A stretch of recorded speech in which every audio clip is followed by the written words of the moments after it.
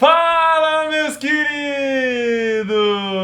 Tudo bem com vocês? Como passaram essa semana? Como assistiram esses jogos maravilhosos que tivemos aí no meio de semana? Jogos de Libertadores, jogos de Copa do Brasil, jogos de estaduais também aqui tivemos essa semana. Então tivemos vários jogos muito interessantes pra gente poder conversar aqui.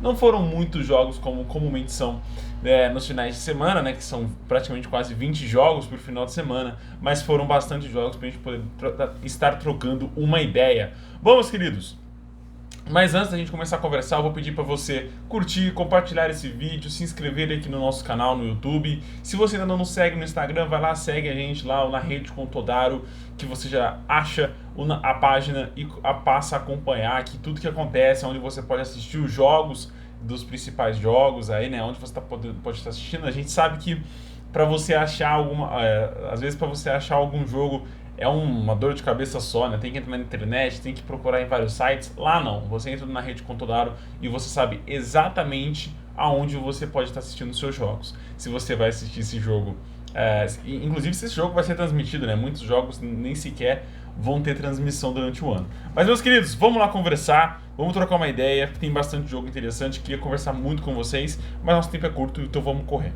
Bom, América Mineiro e Barcelona de Guayaquil foi o primeiro jogo da Libertadores dos brasileiros nessa semana. O América jogou em casa, né, e dessa vez não foi dominante. O Barcelona de Guayaquil teve chances, sim, inclusive um pênalti a seu favor no finzinho da partida, que foi pra fora. O Jailson cometeu o pênalti, o goleirão Jailson cometeu o pênalti, e na cobrança, na finalização, o atacante do Barcelona chutou para fora.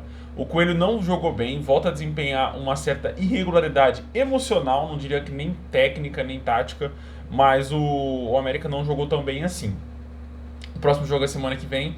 O América não tem uma vida tão difícil quando teve na semana passada, quando tinha que virar o resultado, quando tinha que vencer lá. Obviamente, o América precisa vencer, mas dessa vez pode vencer por um gol 1-0, um gol de diferença que acaba se classificando, não precisa virar nenhum resultado. Obviamente, não saindo perdendo também lá em Barcelona, lá no Equador. Se não perder no Equador, se não tomar 1-0 no Equador, não precisa virar nada, não precisa fazer 2 gols, apenas fazer o seu golzinho e decretar a vitória.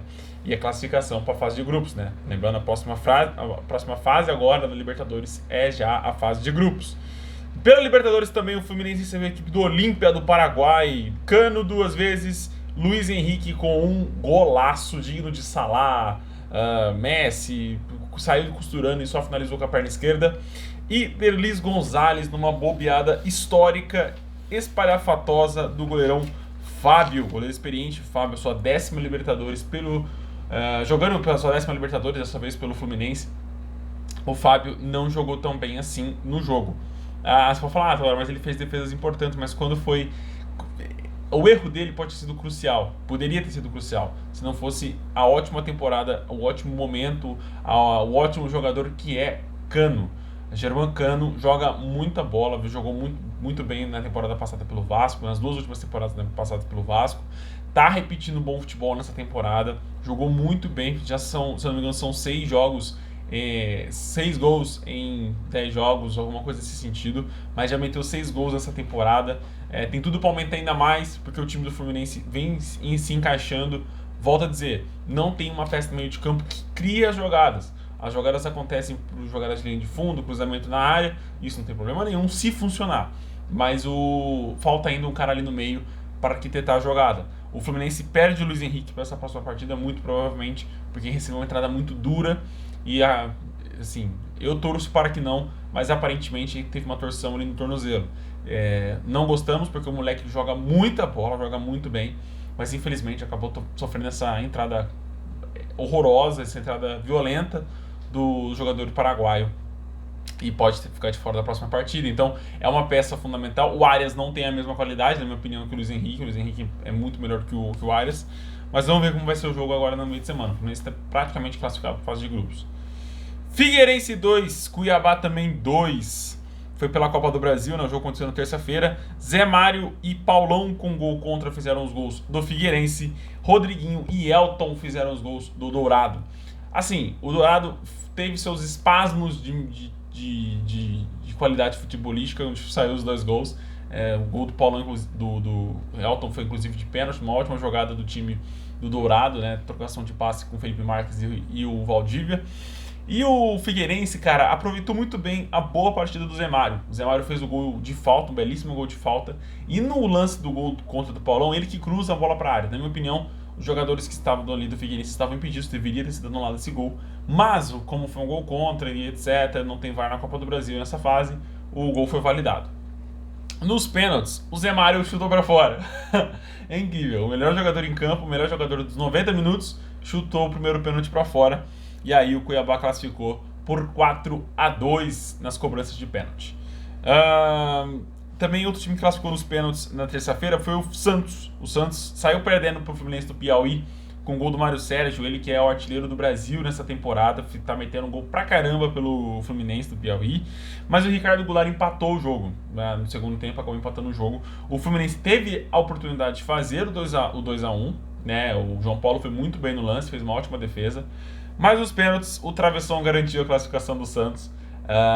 2 pênaltis foram desperdiçados do Fluminense e um do Santos, então a partida foi para as alternadas, né? E aí ficou com um placar de 5-4 para o Santos nas penalidades. Outro jogo disputado nos pênaltis, dessa vez com classificação do time da Série A, foi Pouso Alegre 1, Coritiba também 1. O Coritiba saiu na frente com Guilhermo de los Santos no cruzamento para a área, um bate-rebate, a bola ficou pipocando ali, o Guilhermo só chutou pro gol.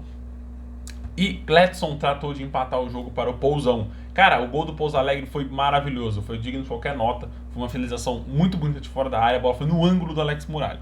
E aí entra uma história curiosa para falar com vocês. Nunca, meus queridos, você que vai no estádio, você que vai em jogos mata-mata do seu clube, nunca, jamais na sua história comece a tentar desestabilizar o goleiro adversário antes de uma cobrança de pênaltis, chamando ele de Muralha Frangueiro.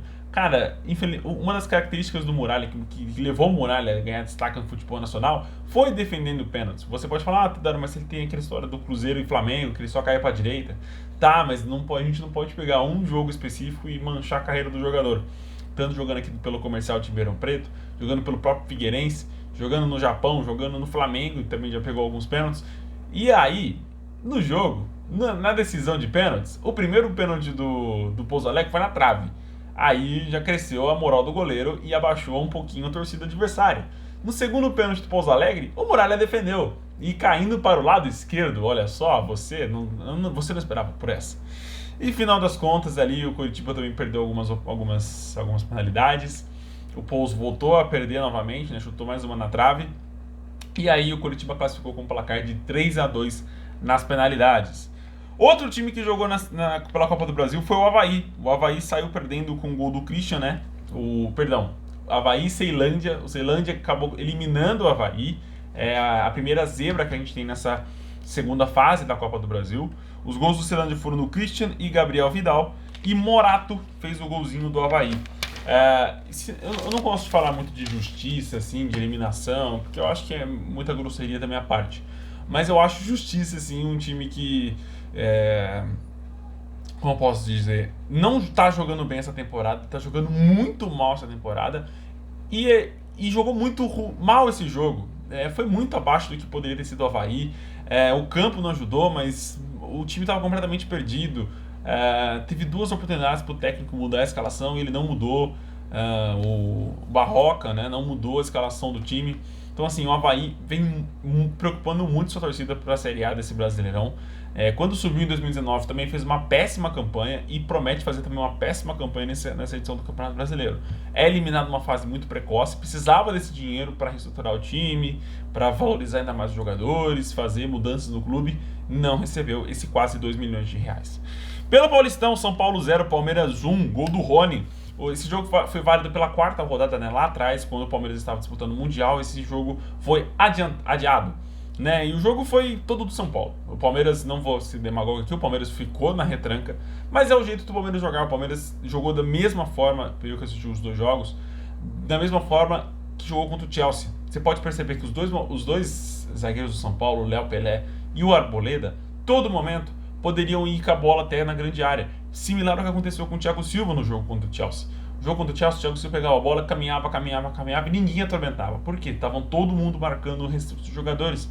E o Palmeiras fez a mesma coisa com o time do São Paulo. Fez o gol, obviamente, ao contrário do jogo contra o Chelsea, mas fez o gol numa ótima cabeçada do Rony, aproveitando ali de uma desatenção do Arboleda. E aí o time começou a jogar a seu bel prazer, jogou do jeito que sabe jogar, jogou na retranca, jogou esperando um contra-ataque, não aproveitou algumas oportunidades, é verdade, mas o time jogou muito bem, na minha opinião, cumpriu aquilo que foi proposto pelo Abel. Ferroviário e Fortaleza, pelo Cearense, o Fortaleza venceu a primeira partida das quartas de final, né, da semifinal, das quartas de final, e por 1-0 o gol de Thiago Pikachu. O Fortaleza não jogou bem, foi no Castelão, não tem como culpar o gramado nessa questão, mas eu acho que não jogou bem. Vai jogar agora no final de semana, né, no sábado agora, amanhã. Vamos ver como que vai ser esse jogo. Muito curioso para saber como que o Fortaleza vai entrar na partida. Acho que o Fortaleza é um baita de um time, provavelmente vai ser o campeão cearense, se não for eliminado pelo Ferroviário, mas é um time que joga muito bem, não jogou também esse jogo. É uma inconstância aí que eu não costumo ver no time do Fortaleza. O Internacional venceu o Grêmio com o gol de David, e assim, venceu o Grenal, né, com o gol de David. É assim, o Internacional foi muito superior ao time do Grêmio. E aí, quando o time do Grêmio não conseguiu vencer, a torcida começou a fazer cânticos racistas. Então, todo o nosso repúdio aqui à torcida do Grêmio, que merece muito esse time horroroso que está vendo dentro de campo. Porque se uma torcida ridícula dessa pode ir para o estádio, pode ir ver um jogo horroroso como foi o jogo do Grêmio. Poderia ter perdido de 6-0, podia ter de 7-0, mas o Inter foi muito misericordioso. Também estava vivendo uma péssima fase, então não tinha como fazer essa goleada. Mas assim, Grêmio, você mereceu essa vergonha que vocês passaram. Craque 0, Goiás 3 pelas quartas de final do Goianão. E Morrinhos 0, Atlético Goianiense 1. Assim, esses jogos aqui do Goianão foram bem interessantes de acompanhar. O Goiás está jogando realmente muito mais bola do que o Atlético Goianiense. Vai me preocupando aqui para o restante da temporada, né? Porque eu acho que o Atlético Goianiense teria uma temporada melhor, mas está se desenhando aí para que o Esmeraldinho tenha uma temporada muito melhor que o Dragão. Bom, os jogos de volta vão ser nesse final de semana também. Vamos ver aí quem classifica para a semifinal do Goianão. Valeu, meus queridos. Um forte abraço aí em cada um de vocês. Valeu por acompanhar. Volto a dizer, compartilhem, curtam, sigam a gente nas redes sociais, no YouTube aqui também, que você vai ficar por dentro do que acontece e muito mais que a gente pretende estar trazendo aqui para vocês ao longo desse ano 2022. Fechamos, queridos. Um forte abraço e tchau, tchau.